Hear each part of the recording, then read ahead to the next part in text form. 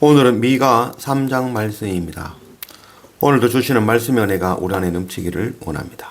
1절 내가 또 이르노니 야곱의 우두머리들과 이스라엘 족속의 통치자들아 들으라. 정의를 아는 것이 너희의 본분이 아니냐.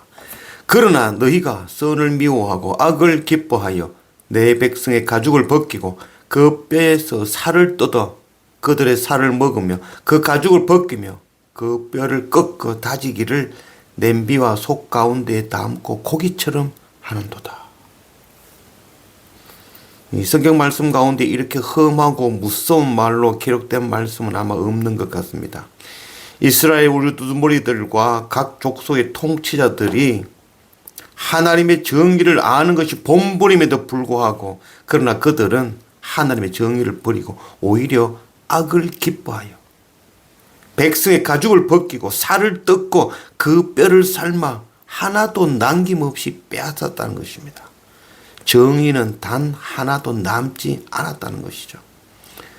우두머리, 통치자, 선지자, 제사장, 목사, 선교사 이 모두의 죄는 바로 하나님의 나라와 의를 구하지 않고 하나님의 말씀, 그 변하지 않는 기준과 진리와 정의를 버렸다는 것이죠. 놓쳤다는 것입니다.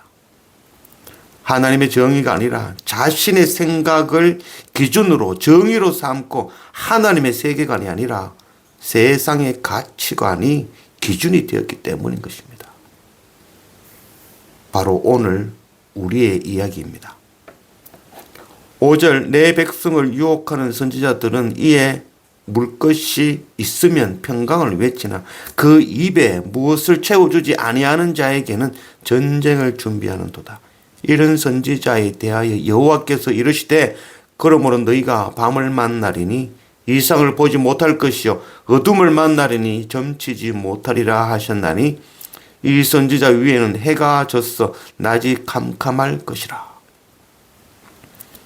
선지자요 목사며 선교사라는 자들이 부자 되는 것이 복이고 시험에 합격하고 사업이 번창하는 것이 축복이며 건강하고 자녀가 잘 되는 것이 은혜라고 가르치는 것이죠. 속이는 말입니다. 그래서 자기 입에 이에 물 것이 있으면 평강이라고 외치고 입에 무엇을 채워주지 아니하는 자에게는 전쟁이라고 심판이라고 선포한다는 것이죠. 헌금 많이 하는 성도는 특별히 대하고 힘없고 돈 없는 성도는 복을 받지 못했고 은혜가 없는 성도로 취급한다는 것이죠. 선생이라는 자들이 제자들을 세울 때에 순종을 기준으로 제자를 세운다는 것이죠. 말씀의 순종이 아니라 자기에게 순종하는 것, 그것을 좋은 제자라고 여긴다는 것이죠. 자기의 방법, 생각으로 이의를 제기하는 자는 나쁜 사람이라는 그런 꼬리표를 달아 내친다는 것이죠. 기준이 정의가 아니라 자기 생각이 기준이 되는 것이죠. 눈에 보이지 않는 일에는 관심도 없죠. 하나님의 나라와 의와 정의에는 관심이 없고 세상에 먹을 것, 눈에 보기에 좋은 것에만 관심을 둔다는 것입니다.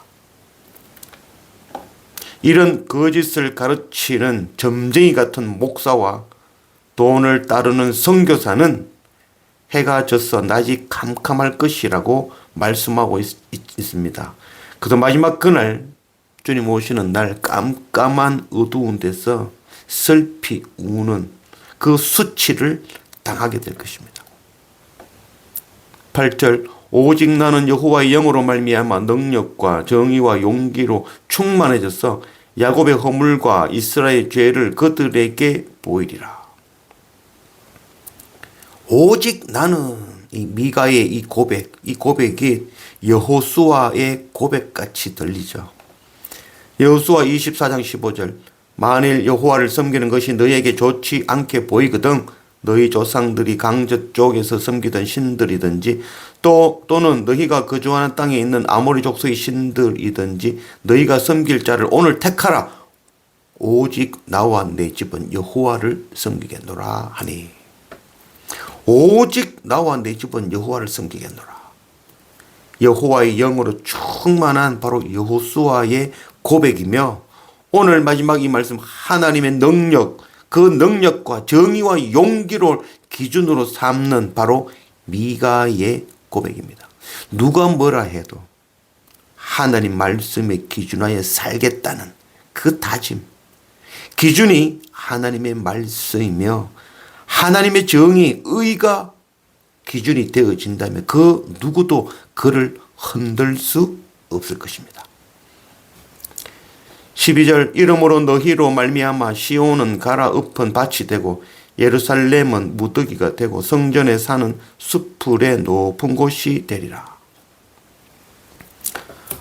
저는 농부의 아들로 태어났죠. 그래서 지금도 저는 그 농사를 꿈꾸고 살고 있습니다. 나중에 여러 조건이 되면 닭도 키우고 깻잎도 키우고 비닐하우스도 짓고 또 버섯을 키우며 그것을 먹고 또 그거에서 나온 그 수익으로 살고 싶습니다. 그리고 삭슬 구하지 않고 교회를 섬기고 이웃을 섬기는, 선교하는 그런 일을 감당하고 싶습니다. 농사라는 것, 그 농사의 첫 시작은 바로 땅을 갈아엎는 것에서 시작합니다. 마른 땅에서는 아무것도 자랄 수 없죠. 땅을 기경하는 것, 갈아엎는 것이 바로 농사의 시작입니다. 하나님께서는 하나님의 정의가 무너진 것, 그곳에 하나님의 심판을, 땅이 갈아엎어질 것을 말씀하시죠. 그러나 그 심판과 땅이 갈아엎어지는 것이 또 한편으로는 회복을 말씀하시는 것이죠. 완전한 멸망은 새로운 시작, 새로운 씨앗을 뿌려서 새롭게 삭슬 틔우는 그 일을 나타내는 것이죠. 심판은 또 한편으로는 회복을 말씀하고 있는 것입니다. 미가 1장 6절, 이러므로 내가 사마리아를 들의 무더기 같게 하고 포도심을 동산 같게 하며 또 그 들을 골짜기에 쏟아 내리고 그 기초를 드러내며 정의를 미워하고 정직한 것을 굽게 하는 이 모든 것은 갈아엎어질 것입니다. 그리고 새로운 밭이 되게 하시며 새로운 씨앗이 심겨질 것입니다. 그리고 그곳에 참 포도나무가 자라게 될 것입니다. 우리는 그 참 포도나무의 가지가 되어 정의와 정직의 열매를 맺는 그런 우리 모두가 되기를 원합니다.